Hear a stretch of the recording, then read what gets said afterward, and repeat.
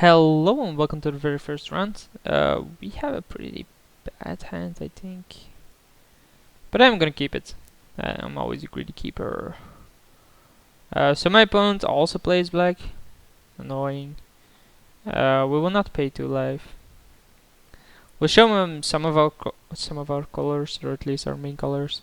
He's actually black-green, and he plays some kind of aggro, which I do not really care about. I'll probably cast this here, and then next turn I can just cast Sensei's Divining Top.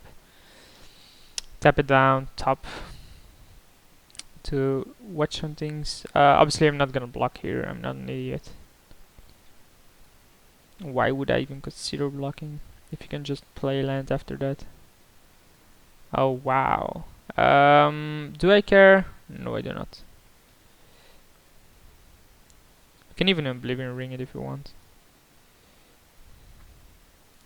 Obviously not gonna attack if he has something like Sword of Feast and Famine out there. I probably want to Oblivion Ring that shit up pretty fast. If he goes to declare attackers without a keeping, I'm obviously not tapping, I think. So if he does go to a keep, I'll just tap this down.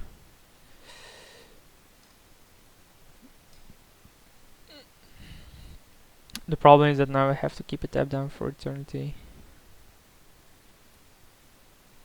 So end of turn, we'll look at the top 3. See what we can get here. Elish Norn is fine. It's a bit slow though, so we're not gonna pick that up yet. Uno's Power is probably the pick here. Just because, well, my opponent might be some form of Reanimator.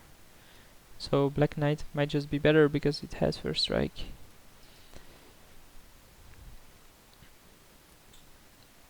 It's black though, so we can't actually get rid of any of that shit.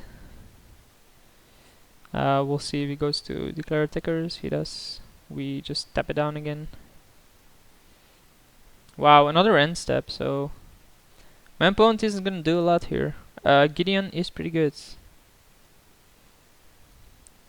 because it kills Bloodghast. It does not have haste yet, so I can play the Gideon, kill the Bloodghast. Obviously it'll come back next turn, but I just want to get Gideon in play, and this is the better way to protect it. Yeah, it comes back. Not much I can do about that. And I anticipated that, like, it doesn't have haste anyway, so I don't give a shit. I know the top card is Lesh. Or at least after the swamp, that is. So we're gonna force him to attack the Gideon. We're gonna Cloud go to Ranger it up. And pass the turn. Like, I'm obviously just gonna tap down the Bloodghast again. And he concedes. So his deck seems pretty weak. Like, only a single creature there. Kami of Ancient Law. Haven't seen an enchantment, so we'll get rid of that and play the Leonin instead. Just because we saw a weapon. Do I want anything else here?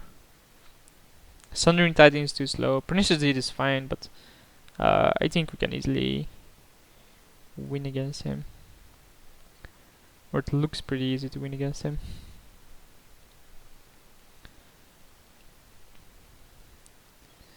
So he's considering sideboarding, and he has been for a while now.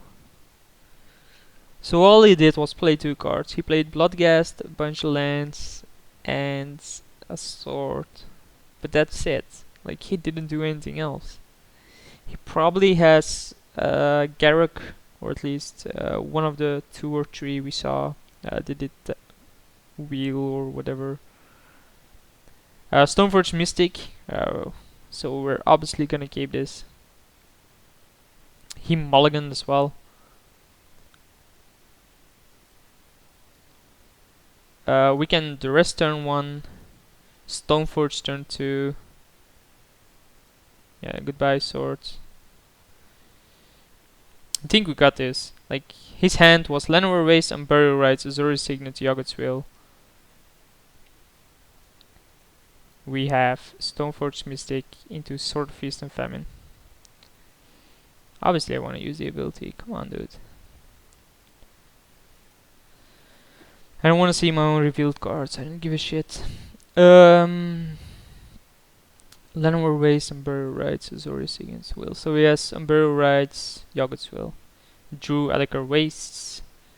And a Lotus Cobra. That's all fine by me, bro. So we're gonna end our turn here, obviously, because end of turn we wanna smash a Sword of Feast and Famine in play. He didn't have an extra land in hand, so he needed to draw one. Like, his only two cards are Unburial Rites, Yoggoth's Will, and then a card he just drew, which I do not know about. Sword of Feast and Famine forces him either to block, or we shoot it down anyway, so he will block. It will kill his Cobra there. What does he have here? What did he draw? He drew Factor Fiction. Vengevine is something he'd want in his graveyard, I think. Like, if I think I do it like this. Nostalgic Dreams isn't gonna be that powerful, and it's card disadvantage, so it's a 2 for 2 anyway. It does get back the Sword of Feast and Famine. The problem is that I can't do this just because it then smashes Vengevine. I think he wants this in his graveyard, does it not? So we do it like this. Yeah, okay. I think he wants Vengevine in his graveyard anyway. So if he wants to take 2 lands and Vengevine, I'm fine with that. I'm more scared of Nostalgic Dreams getting back Sword of Feast and Famine.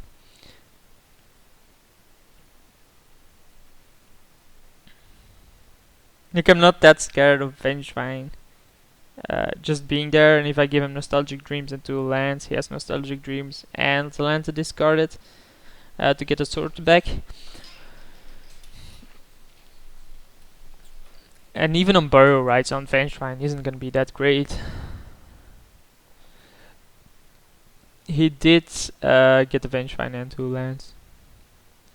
So that's fine, he just picked the bigger pile. I think most people do that. So he does gain a mana here, which he can do nothing with. So end of turn, we're obviously gonna use his ability. I have no clue why it says. Why it keeps asking that. So we're gonna keep it. He's gonna block, because there's no point in not blocking here. Bam. We're gonna play Black Knight and then see what he does here. Obviously next turn, if he just plays the Vengevine, I was thinking we could play Vraska, but we do not have the mana for it. I'll just keep it on this and that attack, and then throw this down. Protection from black and red.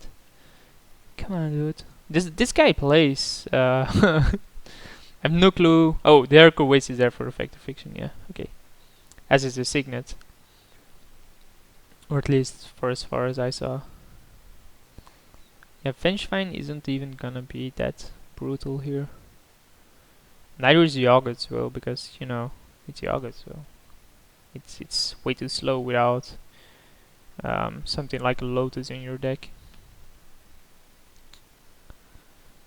And I don't think he's gonna have that. And even then, it's like, it's really good in Constructed in Vintage, but I don't think it's that good in Cube. It seems really like a really powerful card, but it's only really good in the very late game. And if you get there, I don't think his deck is just that good there anyway, or wants to try to get there. I think it wants to try to be the aggressor and finish the game before that. Even though, you know, he plays Factor Fiction already, has some value cards in Vengevine and Bloodghast. So he plays an island, we knew about that. He does play the Vengevine, which we anticipated. Does he attack with it though?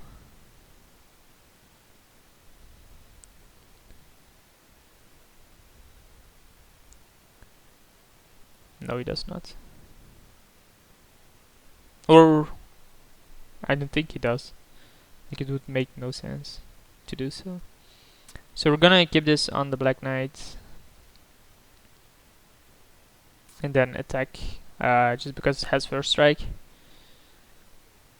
If he has remove for it, he has remove for it. I don't think he does. If he's gonna jump here, the game's over. I think if he doesn't jump here, the game's over anyway. He has some burial rights in his hands, right? Yeah. So I know he has some kind of... maybe I should play Duna's Prowler. But the problem with playing Una's Prowler is that... Oh, interesting. So he can get whatever he wants now. The problem with playing Una's Prowler there is if he had... Like, he has the Umbrella rights. If he then got a Vampiric Tutor for whatever he wanted, discard it to my own Una's Prowler, Umbrella rights a card. Which is why I don't really want to play it. Also, it's obviously the better play to keep my sword on.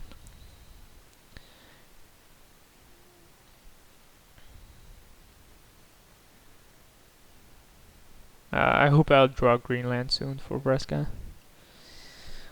I have 3 of them, which isn't that great. 3 out of 27 is 1 on 9. Just stretching a bit.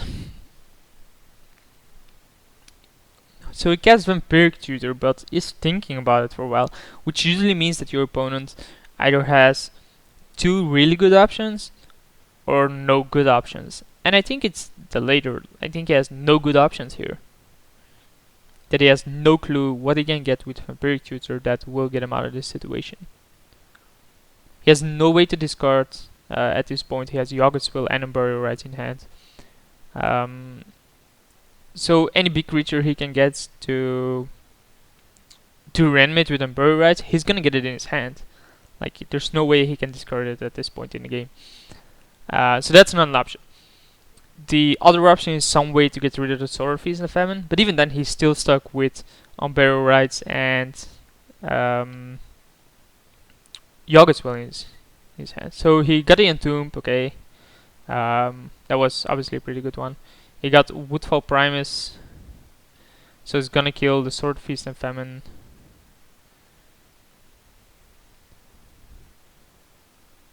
This has Persist, right? Is that annoying card? Okay, so it is a pretty good one.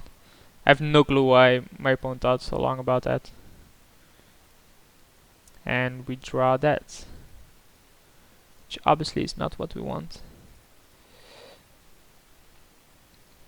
But at least this way, with Mirror Entity, we're representing lethal next turn.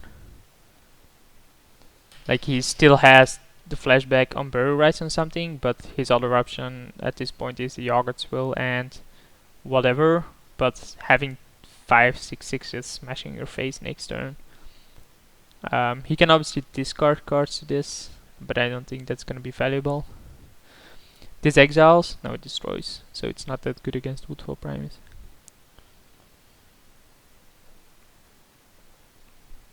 So we need to draw something really good here.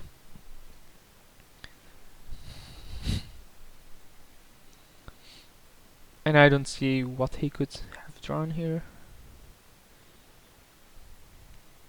I have the Pernicious Deed. So that's not an option. Pernicious Deed here would be a blowout. Like, Pernicious Deed for 3, attack me with 2 Primus, GG. I have 1 card in hand. He has 1 card, which is a Yoggoth's Will, but he already has a Woodfall Primus in play. And Burial Rights in the graveyard and stuff like that. So Yoggoth's Will plot a random card. What could the random card be? Any big creature would be really good, because he can discard it to my Una's Power now, if he sees that play. He might not. He's a slow player though, he's 5 minutes behind on me. He conceded, so yeah, the card he got wasn't that great. Anyway, I'll see you guys for round 2.